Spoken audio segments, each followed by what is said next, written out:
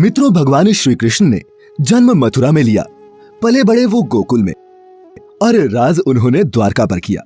पर एक सवाल जो हम सबके मन में अक्सर आता है वो ये है कि जिस भव्य और दिव्य नगरी को स्वयं भगवान श्री कृष्ण ने बसाया था वो समंदर में क्यों समा गई, वो कहाँ गए, और इसके बाद भगवान श्री कृष्ण का क्या हुआ। इन्हीं सवालों का जवाब जानेंगे हम मिलकर आज की महाभारत में वर्णित कथा के अनुसार। भगवान श्री कृष्ण ने जब कंस का वध किया तब जरासंध ने प्रण लिया कि वो कृष्ण और यदुवंशियों का समूल नाश कर देगा, और जब भी जरासंध को अवसर मिलता तो वो मथुरा और यदुवंशियों पर दावा बोल देता। उसका अत्याचार रुकने का नाम ही नहीं ले रहा था। ऐसे में यदुवंशियों की सुरक्षा के लिए श्री कृष्ण ने मथुरा को छोड़ देना ही बेहतर समझा। मथुरा छोड़ने के बाद उन्होंने समंदर किनारे एक दिव्य और भव्य नगर की स्थापना की जिसका नाम द्वारका रखा गया। यहाँ आने के बाद वो अपने प्रियजनों के साथ सुकून से जीवन यापन करने लगे। फिर वक्त का पहिया घूमा और लगभग 36 वर्ष तक कुशलता पूर्वक राज्य का संचालन करते हुए एक दिन अचानक उनके देह त्यागने के बाद वैभवशाली द्वारका नगरी भी समंदर में समा गई। मित्रों, पौराणिक ग्रंथों में इस घटना से संबंधित 2 कथाओं की जानकारी प्राप्त होती है। पहली माता गांधारी का श्री कृष्ण को दिया गया श्राप, और दूसरी कथा है ऋषियों द्वारा श्री कृष्ण के पुत्र सांब को दिए गए श्राप की। महाभारत का युद्ध समाप्त होने के बाद महर्षि व्यास के शिष्य संजय ने जब गांधारी को ये बताया कि पांडव अपने साथियों और द्रौपदी सहित हस्तिनापुर आ चुके हैं तो उनको बड़ा मानसिक कष्ट हुआ। फिर भी किसी तरह उन्होंने अपने मन को संभाला, लेकिन जब उन्हें ये बात पता चली कि पांडवों के साथ भगवान श्री कृष्ण भी हैं, तो वह तिलमिला उठी और उनका मन प्रतिशोध के लिए लालायित हो उठा। उन्होंने श्री कृष्ण को श्राप देते हुए कहा, अगर मैंने अपने आराध्य की सच्चे मन से आराधना की है और निस्वार्थ भाव से पतिव्रत का पालन किया हो तो जिस प्रकार मेरे कुल का नाश हुआ है बिल्कुल वैसे ही तुम्हारी आंखों के सामने तुम्हारे कुल का भी नाश हो जाएगा। तुम्हारी ये आलीशान द्वारिका नगरी तुम्हारे सामने समंदर में डूब जाएगी। गांधारी के इतना कहने के पश्चात श्री कृष्ण मुस्कुराए और बोले, माता, मुझे इसी आशीर्वाद की प्रतीक्षा थी। मैं आपके इस श्राप को सहर्ष स्वीकार करता हूँ। और इसके बाद वो द्वारका की ओर प्रस्थान कर गए। एक बार की बात है, महर्षि विश्वामित्र, कण्व, देवर्षि नारद आदि द्वारका आए और वो भ्रमण पर निकले। वहाँ कृष्ण पुत्र सांब अपने साथियों संग मौजूद थे। उन लोगों ने ऋषियों के साथ मजाक करने की योजना बनाई, जिस क्रम में सांब को स्त्री का वेश धारण करके और उसे उनसे ये पूछना था कि मेरे गर्भ से क्या उत्पन्न होगा। ऋषियों ने जब देखा कि ये युवक हमारा अपमान कर रहे हैं तो क्रोधित होकर उन्होंने उसे श्राप दिया कि श्री कृष्ण का ये पुत्र वृष्णि और अंधक वंशी पुरुषों का नाश करने के लिए एक लोहे का मूसल उत्पन्न करेगा, जिसके द्वारा तुम जैसे क्रूर, अहंकारी और क्रोधी लोग अपने समस्त कुल का संहार करेंगे। भगवान कृष्ण और बलराम के सिवा सब लोगों पर उस मूसल का प्रभाव होगा। जब श्री कृष्ण को ये बात पता चली तो उन्होंने कहा, यह जरूर सत्य होगा। श्राप के फलस्वरूप ही सांब ने मूसल उत्पन्न किया। पर जब यह बात राजा उग्रसेन को पता चली तो उन्होंने मूसल को चुराकर चुपचाप समंदर में फेंकवा दिया। साथ ही ये भी घोषणा करवा दी कि आज से कोई भी वृष्णि व अंधकवंशी अपने घर में मदिरा का उत्पादन नहीं करेगा। जो भी व्यक्ति छिपकर मदिरा तैयार करेगा उसे मृत्यु दंड की सजा दी जाएगी। और ये सुनकर द्वारका वासियों ने मदिरा नहीं बनाने का प्रण लिया। इसके बाद द्वारिका में आए दिन अशुभ घटनाएं घटने लगी।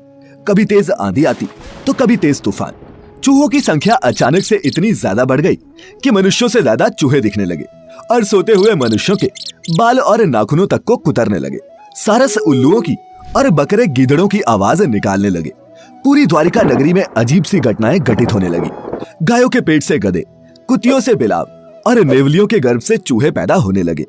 यदुवंशी तामसिक क्रियाओं में संलिप्त रहने लगे। फिर जब भगवान कृष्ण ने नगर में होते इन अपशकुनों को देखा तो उन्होंने सोचा कि कौरवों की माता गांधारी का श्राप सत्य होने का समय आ गया है। इन अपशकुनों को देखकर तथा पक्ष के 13वें दिन अमावस्या का संयोग जानकर श्री कृष्ण काल की अवस्था पर विचार करने लगे।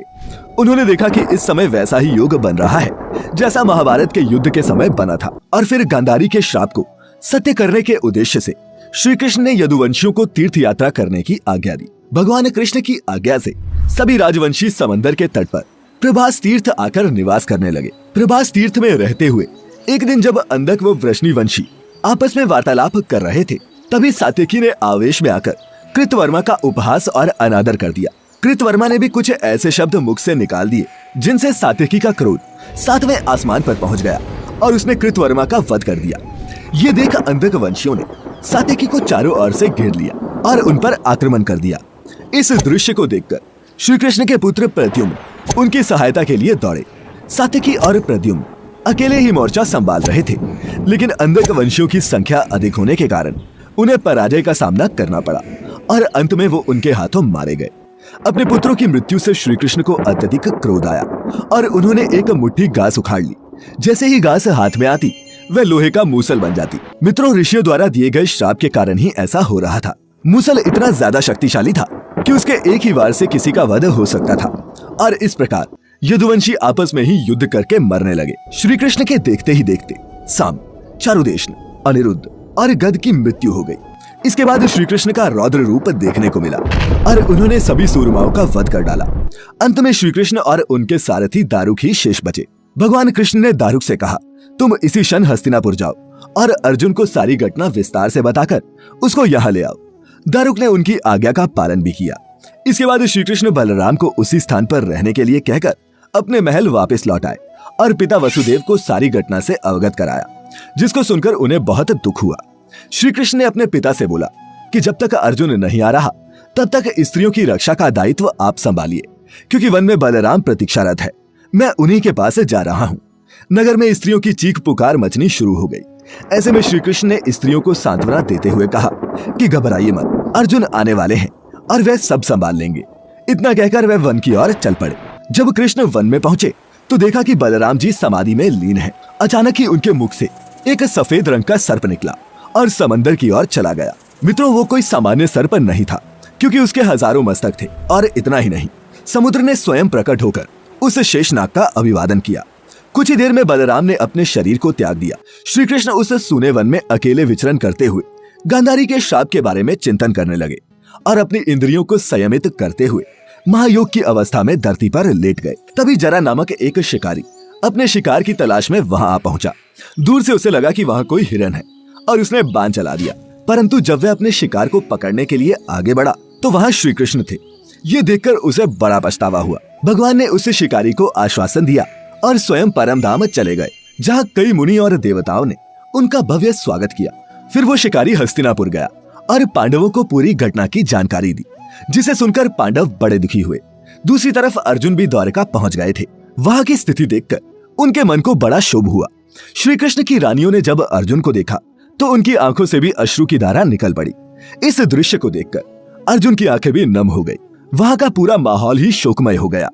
वसुदेव भी वहीं उपस्थित थे। उन्होंने अर्जुन को श्री कृष्ण का संदेश बताते हुए कहा कि द्वारिका नगरी समुद्र में डूबने वाली है, इसीलिए आप नगर वासियों को लेकर किसी सुरक्षित स्थान पर चले जाएं।